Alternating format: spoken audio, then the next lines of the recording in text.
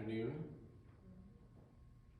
My name's Chris Lindsay, and within the McConnell Funeral Home family, I wear many hats. The hat that I'm most proud of wearing is the one where I get to help families through the very darkest points of their lives. And I've been doing that here for the last 20 years. Today it's my great privilege to help officiate this beautiful celebration of Judy's life. And it's my hope to celebrate her life in a way that's meaningful to all of you, and to her family and to her friends.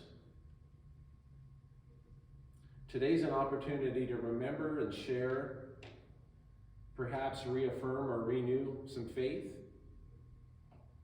But most importantly, it's an opportunity to allow yourselves to begin to mourn your loss, and begin to heal.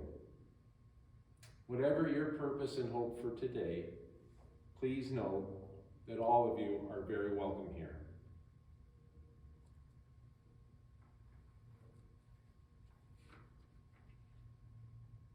Now, I didn't get to the privilege to ever meet Judy, but I kind of, in the little bit that I do know about her now, I kind of think I'd like her a lot. And one thing that we have in common would seem to be our love for playing darts. So I learned something from playing a game of darts. It's amazing how the simple things like playing a game can teach us very important life lessons. I hadn't played darts in a long time. Maybe it was the COVID, not being able to get together with friends, socialize, but recently was able to have a game of darts again. Kind of got inspired by reading about Judy loving darts so much, and went to play, and it seemed that the longer that I played, the worse I got. So, I mean, like, I'm playing here, and it was hitting the board at one point, and then at some point I'm throwing it, and it's not even close. It's every shot I'm taking is absolutely missing the board, and I'm thinking, what's wrong? What's happened to my aim? So then I decide I'm not going to stop playing until I start doing a lot better consistently. So I tried many times, and I'd throw three and I'd miss, and so I would just keep attempting and attempting. I'm going to do this until I get it right. So my mind is now focused on how can I do this, and I'm thinking about my stance, and I'm thinking about my grip, how my fingers are around the dart, and I'm really conscious of how I'm looking at this and trying to focus on getting this right. And nothing I could do was making it any better. The harder I tried to get the perfect throw, the worse it was. So I finally decided enough is enough, and stopped worrying about trying to have the perfect throw, the perfect grip, the perfect stance. I didn't need the perfect style. I proceeded, I just didn't even think about it, threw the dart effortlessly, and you know what happened? It ended up, three of them were in the red and green, just like that, without even thinking about anything. And all I needed to do was forget about all those little steps that I was focusing on while I was trying to throw the darts. We often miss, because we're concentrating on things that really, really don't matter. We often miss the things that do matter. And so, basically, it's the life lesson here is, and I think that Judy could attest to this. as a dart player, and maybe that's the way she lived her life too. But we often we really have to focus on what is important. So with that thought in mind, that little story, and thinking about how Judy would maybe think about life as she played darts, I just want to take a moment to reflect on life a little bit in that spirit and acknowledge your loss. Again, we take so much time focusing on those wrong things. We're overlooking what is important. We spend so much time sweating the small stuff, worrying, complaining, comparing, wishing, wanting, and waiting for something bigger and better. Instead of focusing on all the simple blessings that surround us every day, we take for granted the things that someone else is praying for. Those who died yesterday, they had plans for this morning. Those who died this morning had plans for tonight. Do not take a single moment ever for granted, assuming that there'll be 1,000 more moments. Life is so fragile, and every moment is precious. And in the blink of an eye, everything can change. So focus on what is important. Be grateful for your blessings. Forgive often. And love with all your heart. And I'm sure Judy would be saying, live your life and leave no regrets.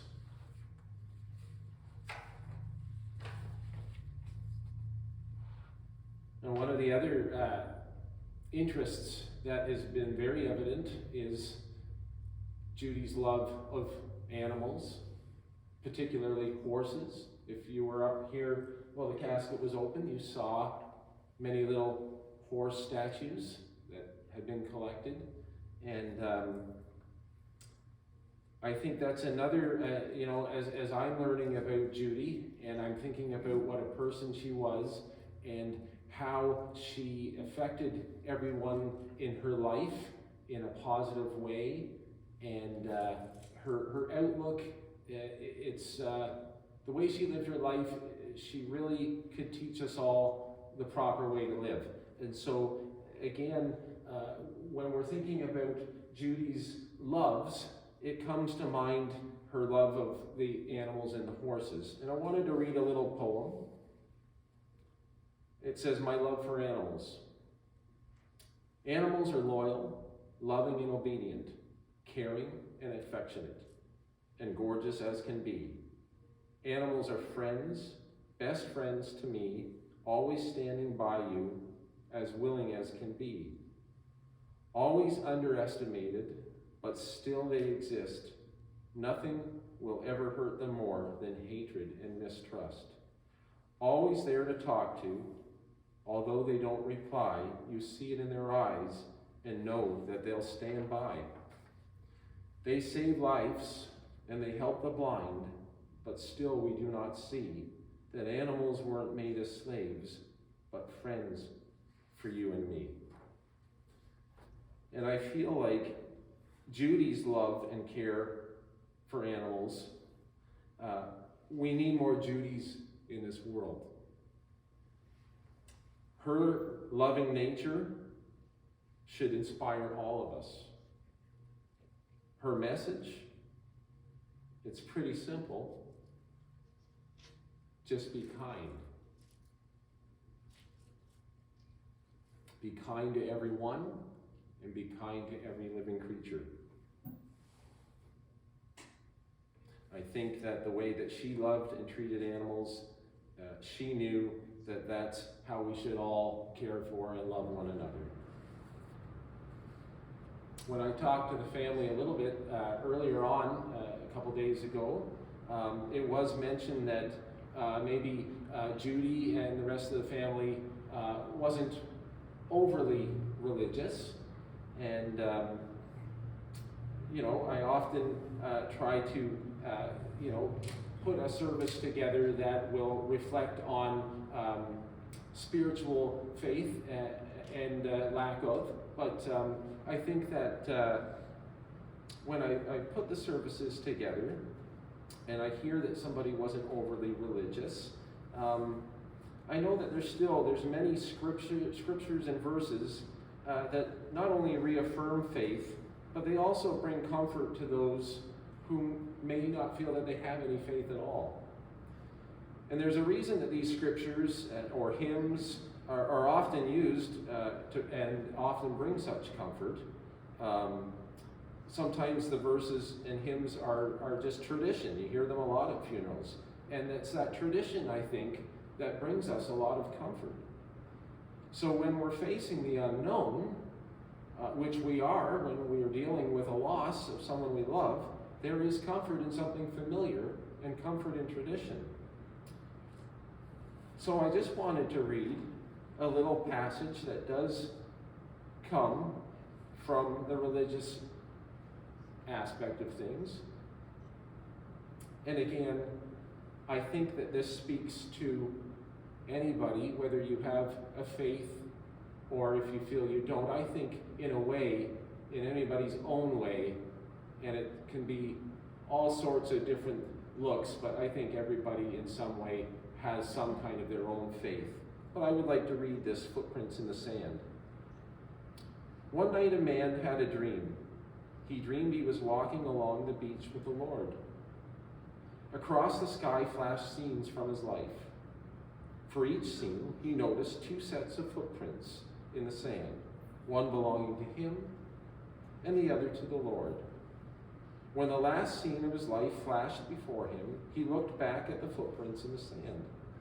He noticed that many times along the path of his life, there was only one set of footprints. He also noticed that it happened at the very lowest and saddest times of his life. This really bothered him, and he questioned the Lord about it. He said, "Lord, you said that once I decided to follow you, you'd walk with me all the way. But I've noticed that during the most troublesome times in my life, there's only one set of footprints. I don't understand why, when I needed you the most, that you would leave me." The Lord replied, "My son, my precious child, I know that you are distressed, but I love you, and I would never leave you. During your times of trial and suffering, when you see only one set of footprints, it was then that I carried you." Now, for the religious people that may be here listening, that footprint poem is about God carrying us through our troubles and our faith in Him giving us the strength that we need. For those who are maybe not as religious, this poem talks about feeling alone in the face of struggle and pain. In grief, so often we feel like we're completely alone. And sometimes, even in a room full of people, we can feel still alone. It's in those times that we're feeling alone that we see that we believe to be our only footprints. But when we have people around us who share our sorrow, who hold our hands, who hold us while we cry, we are carried. So today, you come together to not only help to carry Judy and her family, but you come to support and help and carry each other.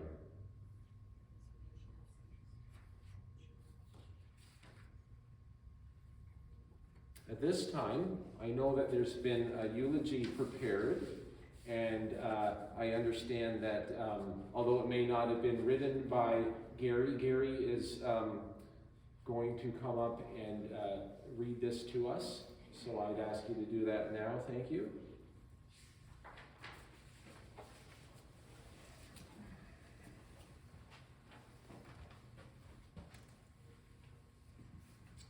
First of all, thanks everybody for coming, celebrating Aunt Judy.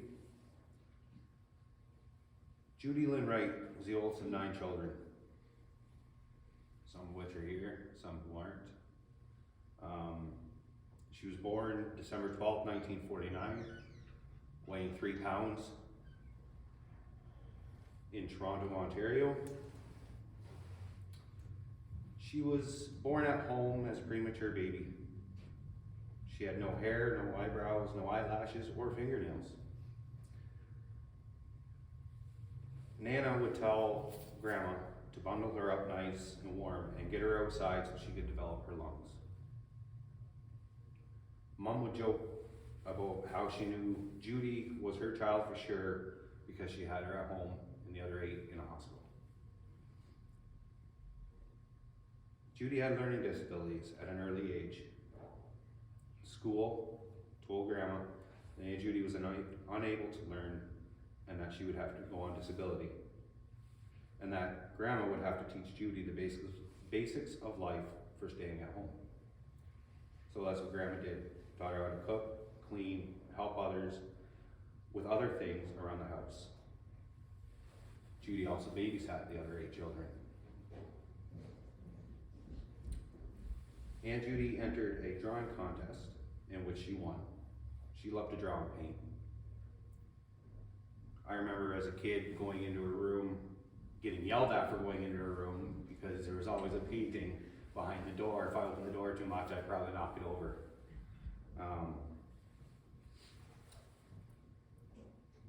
Among other memories of Aunt Judy, in Actinolite, there was an art school by the river. Aunt Judy would go there and talk with the teacher for as long as she could. In 1982 to 1989, Aunt Judy took a course at Loyalist College in oil painting. She received many certificates, which will be on display at the Actinolite Hall if anyone would care to take a look. Aunt Judy also wanted to learn how to drive. She went and got her driver's license, which she was so very proud of. I remember her car, a little 84 Ford Escort. And every time you would say something about the car, she would get mad, because that was her baby, basically. She wanted to learn how to drive, so our cousin Marilyn, who bravely got in the passenger seat, took her out driving, and taught her how to drive. Aunt Judy loved horses and dogs. She loved Calgary Stampede, and if you ever bothered her while it was on, she threw something at you. She loved watching old westerns. She also loved playing darts. She'd play at the Actinolite Hall and the Legion in Tweed, where she won many trophies. Judy may have loved horses and dogs and darts and her car and painting, but the most that Judy loved was family, which meant a lot to her. She wouldn't say anything bad unless she deserved it about anyone, and if she did, she would feel bad about it. Aunt Judy knew everyone who lived in Actinolite and their stories. Aunt Judy would walk around for hours talking and visiting with them. Aunt Judy, you will always be loved and remembered. Thank you.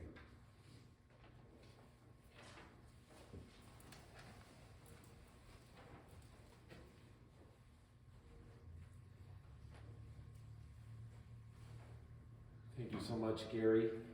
At this time, we're going to play a selection of music that the family had requested, and it's called Tears in Heaven.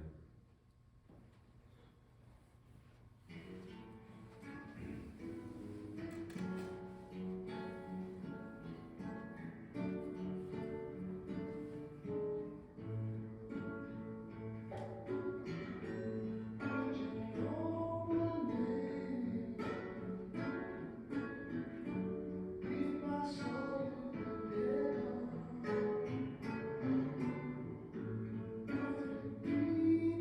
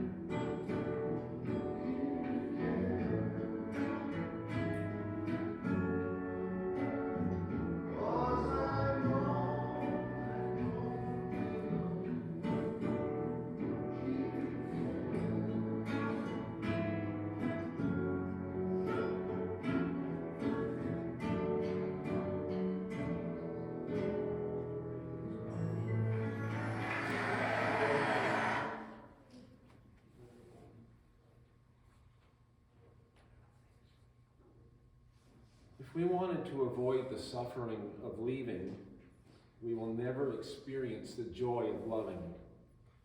And love is stronger than fear, life stronger than death, and hope stronger than despair. We have to trust that the risk of loving is always worth taking. We've come to know the consequence of loving. We've loved and we've lost. And so we must now grieve. And yet, in our moments of deepest pain, we harbor a profound knowing. It was worth it. Without a doubt, we would do it all over again. Paradoxically, the love we were privileged to experience is the only thing that prevents the heaviness of our grief from crushing us. It is both the cause and the cure, the problem and the solution. It is love that will sustain us and ultimately renew us. As I begin to wrap things up here this afternoon, I would just like to talk to you briefly about grief. Grief is really the last act of love that we have to give to those we loved. Where there is deep grief, there was great love. Grief is the flip side of love. When those we love leave us behind, we go on loving. But now the love is made bittersweet by the fact that they're no longer physically here to receive it. What if we think of our grief as an act of love? After all, that's really what it is. Does that change how we feel about it? If we loved greatly, we will grieve deeply. That is the equation. Let us honor our loved ones who have died with grief and mourning that is as wide and as deep as our love for them still is and always will be.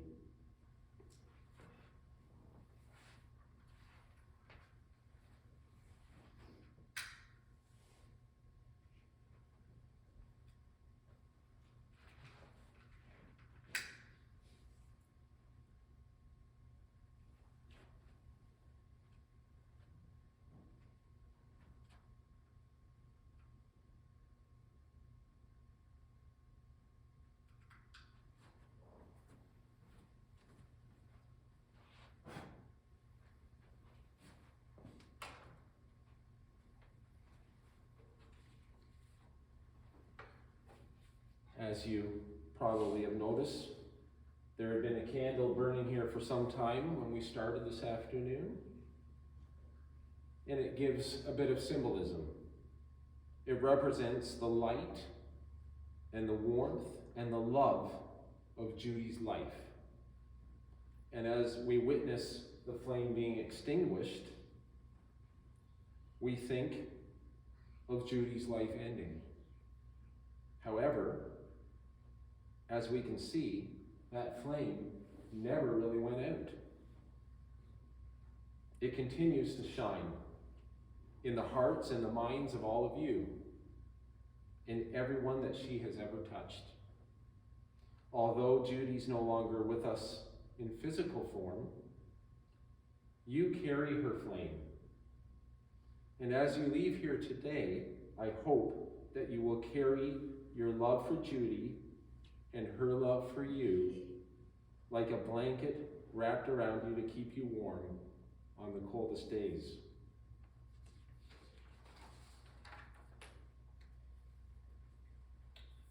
Let us have a prayer of thanksgiving. We stand here thankful for Judy, who was near and dear, and who has now been taken away. We are thankful for the friendship that she gave and for the strength and the peace that she brought. We are thankful for the love she offered while she was with us. We hope that nothing good in Judy's life will ever be lost, but will be of benefit to this world.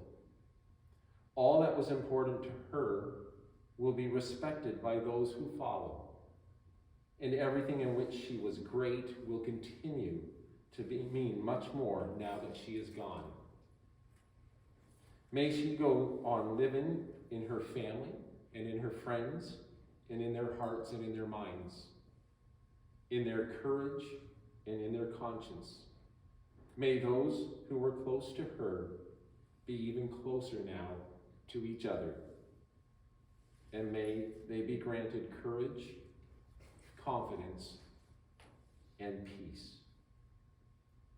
And at this time, we've had a lovely slideshow prepared by a family member, and we're just going to play that and watch that through. It runs about 9 minutes or so, and that's a time for you to have some personal reflection on your relationship with Judy and what she meant to you personally.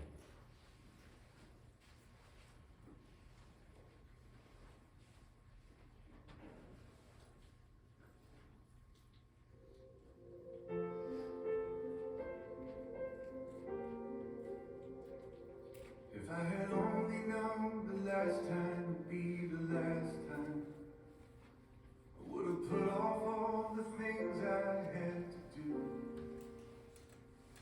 I would have stayed a little longer, held on a little tighter. Now what I give for one more day with you.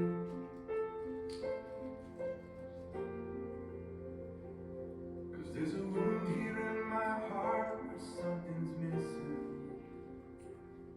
and they tell me that it's gonna heal with time. But I know you're in a place where all your wounds have been erased, and knowing yours are healed is healing mine. The only scars in heaven, it won't belong to me and you. There'll be no such thing as broken, and all the old will be made new. And the thought that makes me smile now, even as the tears fall down, is that the only scars in heaven are on the hands that hold you now.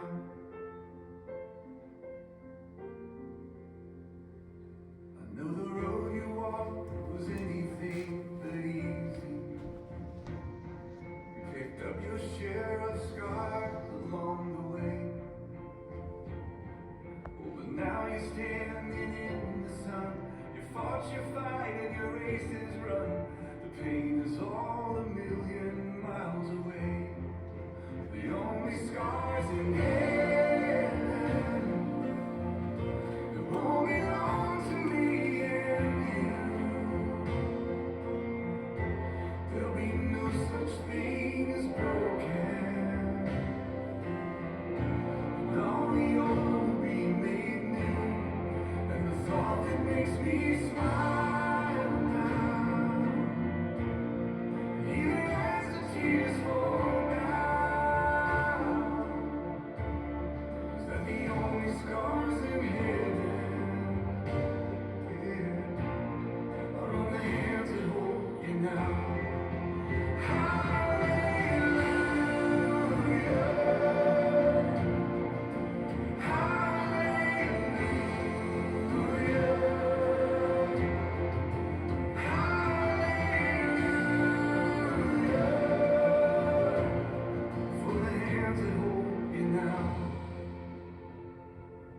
There's not a day goes by that I don't see you.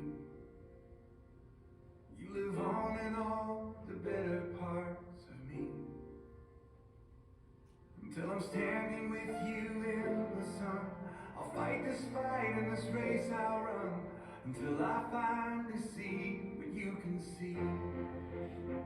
Oh, the only scars in heaven, they won't belong to me and you. There'll be no such thing as broken, and all the old will be made new. And the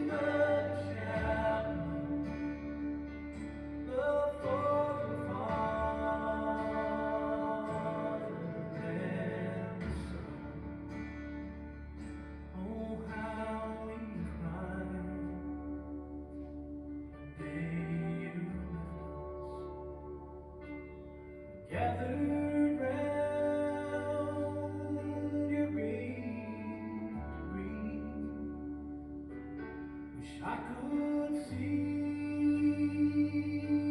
angels' faces, and they hear your sweet voice sing. Go rest high yonder mountain, sun you work on earth is done. Go to heaven, shout love for the Father and the Son.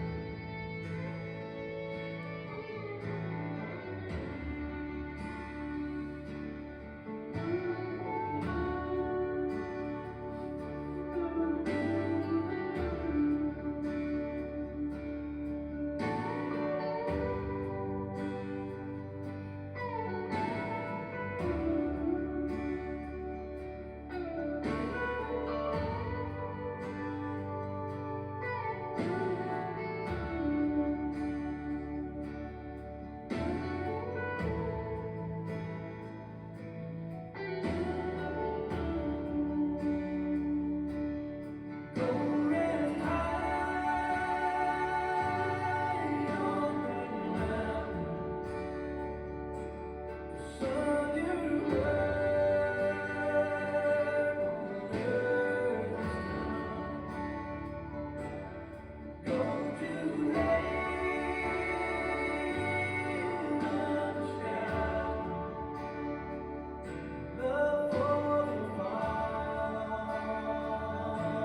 and the Son. Go to heaven, shout love for the Father and the Son.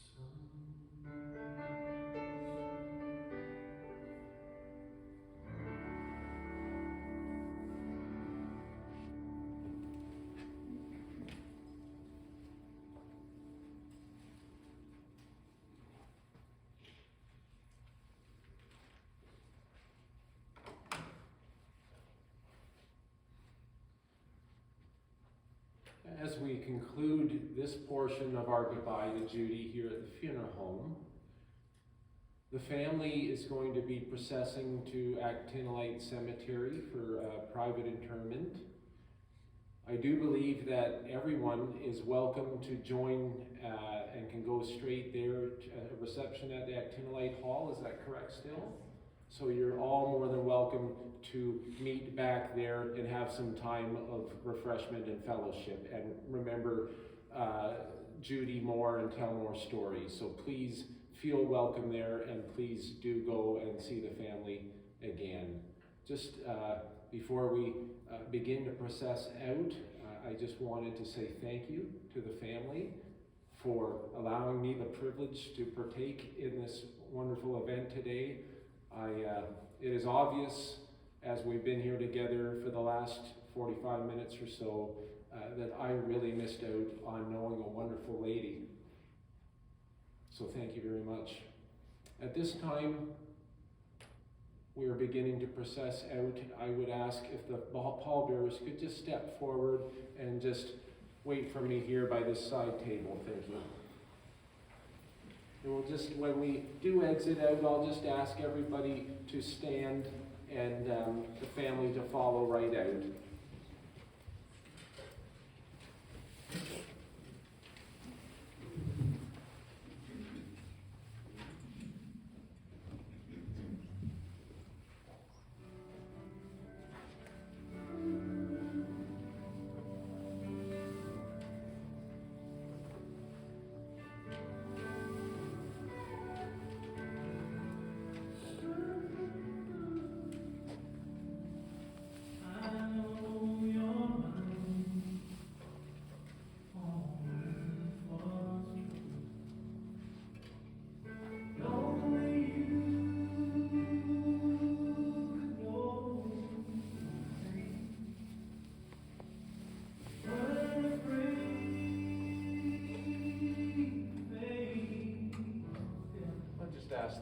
hours to walk ahead of us. What do you think?